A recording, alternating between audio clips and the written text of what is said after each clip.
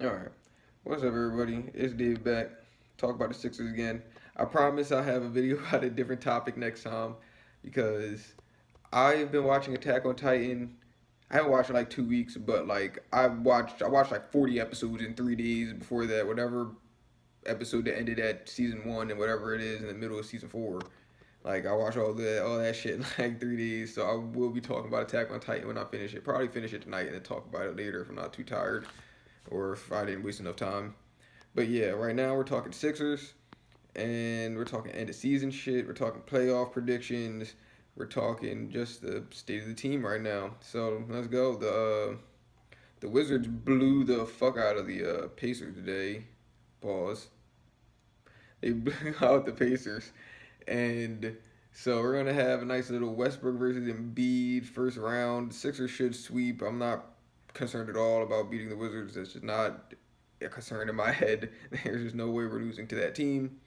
So it's good. I get to watch my two favorite players, even though before this last like half of this Wizard season, I was kind of convinced that Westbrook doesn't really play a brand of basketball that wins games. But this last half of the season, he's been winning a lot of games for them. He's been willing them to victories. I don't know if that's going to work against like good teams like the Sixers or like anybody around like that stature of a team, but like against like average to me to worse than average teams, like it's fucking crazy. He's like LeBron out there, but like 6'3". So yeah, Westbrook. I just love watching Westbrook play. He just plays so hard. Like every game, he plays 100% energy, like it's fucking game 7. And I just like watching that shit. It's just entertaining to see like the players give as much a fuck. Cause I watch basketball and I get into it. I mean, maybe not for teams like I'm not a fan of, but like for players I'm a fan of, like Westbrook or like the Sixers. Definitely, I get like really emotionally like invested. Like my well being depends on whether we win the game or not. Like if we win the game, I'm in a good mood. If we lose, I'm fucked up for like the next day. And so yeah, I don't even know where the fuck I was going with that shit. I just lost my train of thought completely. But Westbrook is a good player. Now he's playing way better than I thought he was going to. I thought he was falling off. I didn't think that we were going to get this second half production that we're getting from him, and it's crazy. I just love watching Westbrook play. So that's one of my favorite players. Westbrook has always been one of my favorite players since like Oklahoma City days. Like I loved that Thunder team with him and KD, and I was pissed when KD left, especially go to the Warriors. That's just fun crazy. I mean, still that's just why would you do that, dude? That just his titles just they don't mean nothing, but like they're just not they don't mean a whole lot. The one if he won with the when he wins with the Nets this year, because the Nets are going to win. This one will mean the most out of all three, but it's still not like LeBron on the Cavs with Kyrie and K Love, or like fucking Dirk on the what's it called on the Mavs. Like it's not. It's definitely not Dirk on the Mavs. That's like the best finals of all time. But it's not even like a regular like finals appearance or win. It's not like Kobe's finals or nothing. Like it's just like you're supposed to win that shit. You got all star players around you, and he has all star players around him again. But we're not even talking about the Nets. We're not on the Nets yet. But I don't know. I had to put it out there. But Westbrook always been one of my favorite players, and to see him play the way he is now is really fun for me. To be able to watch him play against my current favorite player, which is Joel Embiid, is gonna be fun. It's gonna be an enjoyable series. It's gonna be entertaining. Even if the Sixers win every game by like 15 points, which I expect them to do, it'll at least be entertaining. Westbrook and Embiid going back and forth or whatever. So that should be fun. The Sixers ended their season pretty man. I honestly the last 10 games I don't even think I watched like maybe 5 of them, 6 of them. Like I really didn't. I was not paying close attention to the Sixers in the last 10 games because I was like, all right, pretty sure we're gonna get the 1 seed here. The Nets don't seem to fucking care, and I don't know the Bucks are like Giannis is hurt or whatever. Like they don't really seem to care that much either. Like they're not really pressing the fucking 1 seed. I mean the Bucks seen what happened. They got the 1 seed 2 years in a row. I mean shit. Like they didn't do nothing. So they're just like, man, fuck a 1 seed. Like that doesn't mean anything. But excuse me. But yeah, so we got the 1 seed. I think it might mean something for us though, because well, definitely mean something this year because we have like the easiest walk to the Eastern Conference Finals. We have a literal cakewalk. We can probably do this shit blindfolded. We can take all jump shots with our left hands or some shit like and still get to the Eastern Conference Finals. Like we don't have to do anything extravagant to get there. Like we're playing the Wizards, who we should sweep. Westbrook's been on a tear, and Beal might have a tear in his hamstring, so I don't know how effective he's going to be. And after we win that series, we were going to play either the Hawks or the Knicks, and that's just fucking crazy. Like that's we should go 8-2. Worst case scenario. Worst case scenario, we should go 8-2 in these playoffs. There's just no situation in which I think we should go worse than 8-2. There's no situation in which I think that should happen. So yeah, and that's it. Really is crazy that we just have that straight run into the Eastern Conference Finals like that. Like I'm so the first seed really did matter in that capacity. I guess if you think about it that way, the first seed mattered. The Bucks probably should have tried harder for it, but people probably really were hurt. Honestly, I didn't follow the Bucks that hard this year, so I don't know really what the reason they didn't get the number one seed was. They seem to be dominating the last 2 years, so I don't see what the problem was this year. But they're still a top tier team in the Eastern Conference. I would still be a little worried to play them. I think we would beat them. It's just the Nets. The Nets aren't losing a series in this year's playoffs. It's just not going to happen. I really don't think it is. The Sixers, I think, could take them to 6 games. I could see it being 5 games. I could see it being 7 games. I think the Sixers lose. Like 80% chance Sixers lose against the Nets. Maybe like even shorter odds than that. Like Embiid would have to dominate, but I'm just watching the last like 20 or so games, watching us play against good teams when Embiid plays. It just seems that Embiid's not going to be able to handle double teams at an efficient enough rate to beat a team that's just like as offensively like gifted as the Nets. Like there's just no way that he's going to be good enough to offset that by himself. Like he needs someone else to help him out with the scoring load because he's not going to be able to score efficiently enough against double teams. He's not going to be able to pass efficiently enough out of double teams. And like if he's passing to Simmons, then that just creates a whole nother problem because that nigga's not shooting. So kind of fucked on that. And I don't know if that's gonna work. I mean, the first 2 rounds it'll definitely work. Just giving the ball to Embiid in the post and letting him do him. But they also called less fouls in the playoffs too, so that might fuck us. Who knows what's gonna happen there? But I would have to go back and see because I don't know. I don't know if Embiid's free throw attempts really like dipped off in the playoffs in previous years. That's actually something I can prove, but I would have to go and search it up. Maybe I'll do it after the video. But so yeah, I think the Sixers get to the Eastern Conference Finals, and I don't know, man. We're losing probably in 6 games to the Nets, like I said earlier, and then I think the Nets will win the finals against whoever they play. The West is crazy. The East is easy. The East is just like the Sixers are going to get to the Eastern Conference Finals, and it's going to be the Bucks or the Nets with them, and most likely it's the Nets, and then most likely the Nets are going to win everything. But the West is fucking crazy. The West is like you got like the fraud ass Jazz up there. You got the fraud ass Suns up there. You got the Clippers. You got the Trailblazers. You got the Nuggets.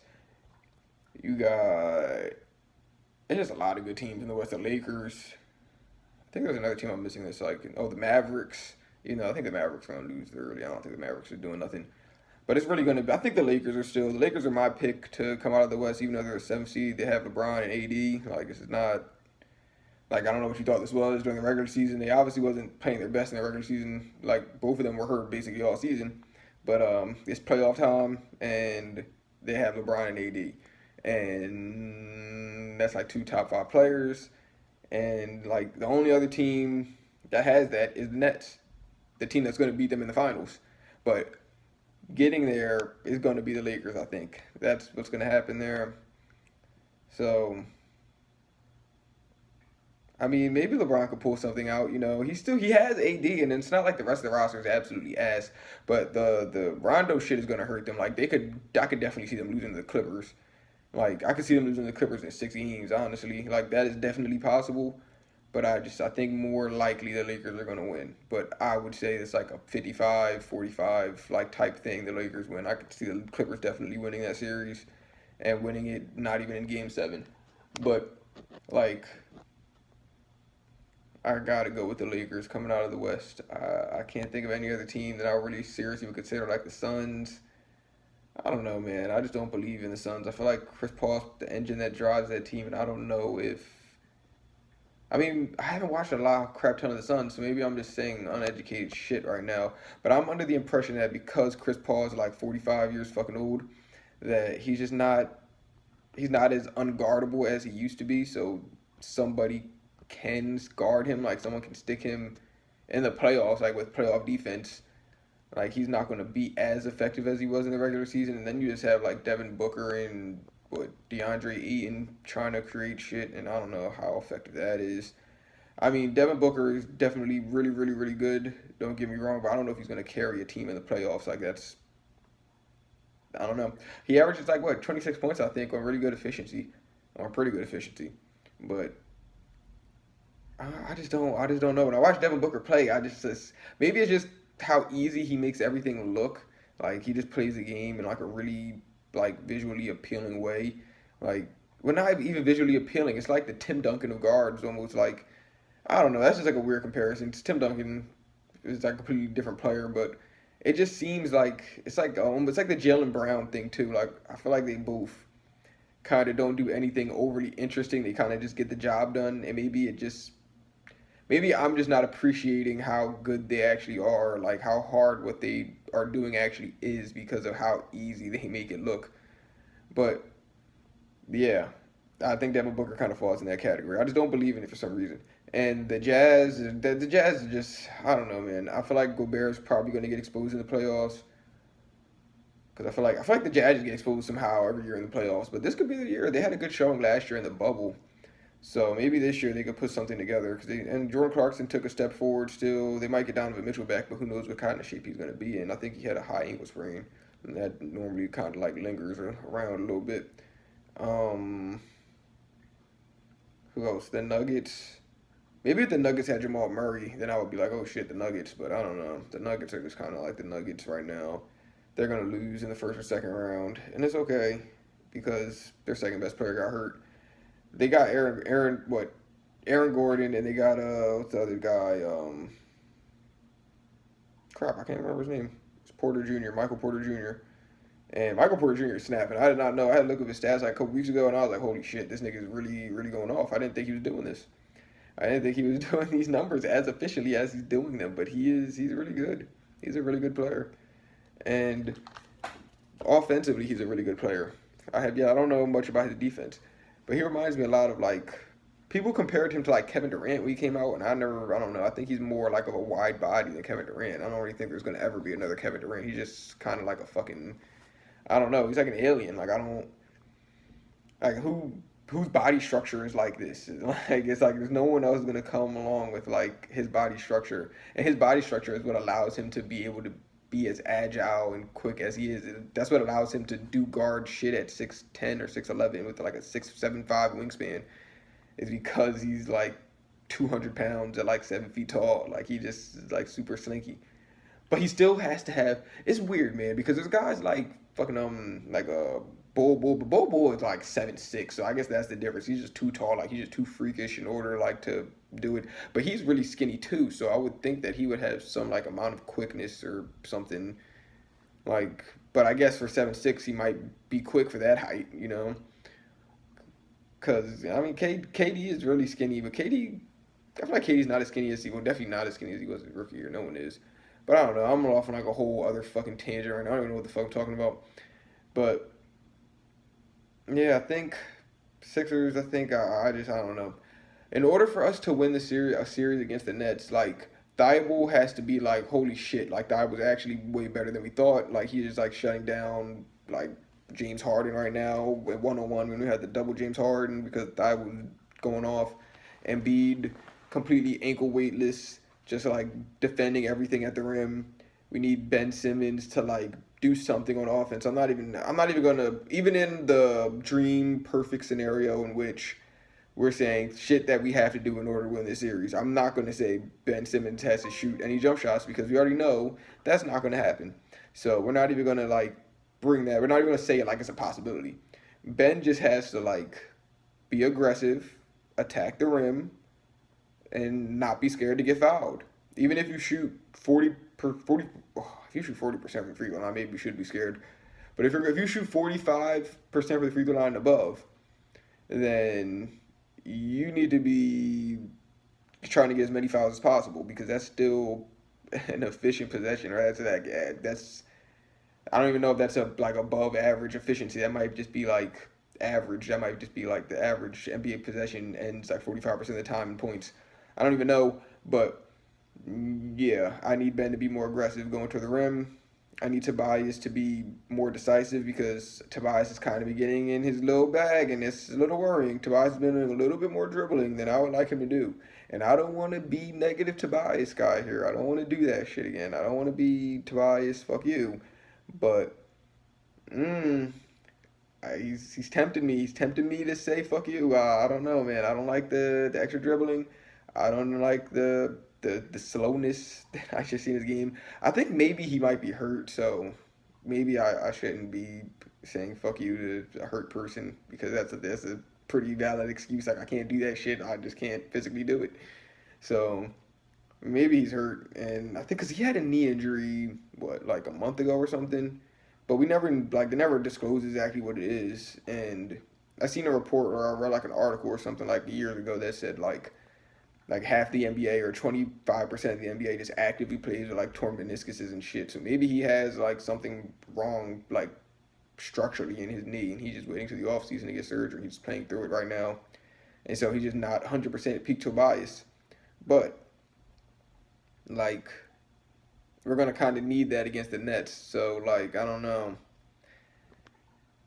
I'm not.